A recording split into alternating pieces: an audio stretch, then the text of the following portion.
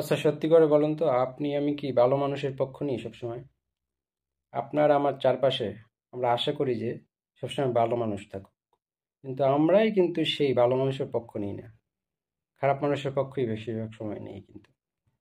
আর এতে করে কি হয়, সমাজে ভালো মানুষের সংখ্যা কমতে থাকে দিনে দিনে।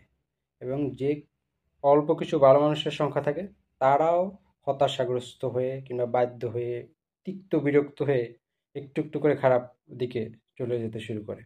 এই জন্য কিন্তু আমরাই দেয়, কিন্তু সেই আমরাই আবার বলি যে এই চারপাশে ভালো লোক নাই, খুব খারাপ লোক, কেয়ামতের আলামত, কেয়ামত এসে পড়েছে, নানান রকম কথা বলি। কিন্তু আমরাই কিন্তু সেই ভালো মানুষ তৈরি হওয়ার জন্য যে ন্যূনতম যে সমর্থন, ন্যূনতম পাশে থাকার যে ইচ্ছা, সেইটা কিন্তু আমাদের ভিতরে নাই। কিন্তু আমরা চাই সব ভালো হয়ে যাক, সব ভালোভাবে চলুক, কিন্তু আমরাই কিন্তু আসলে এই খারাপভাবে চলার, চারপাশটা খারাপে ভরে যাওয়ার জন্য আসলে দায়ী।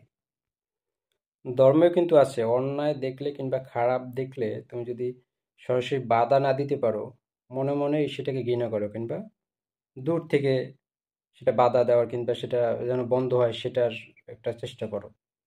সেটা কিন্তু ধর্মে আছে, কিন্তু সেটাও কিন্তু আমরা চেষ্টা করি না। আমরা মনে খারাপটা লালন করি, তার প্রতি আমাদের ভালোবাসা, প্রেম, কিন্তু আমরা চাই চারপাশে সব কিছু ভালোভাবে চলুক।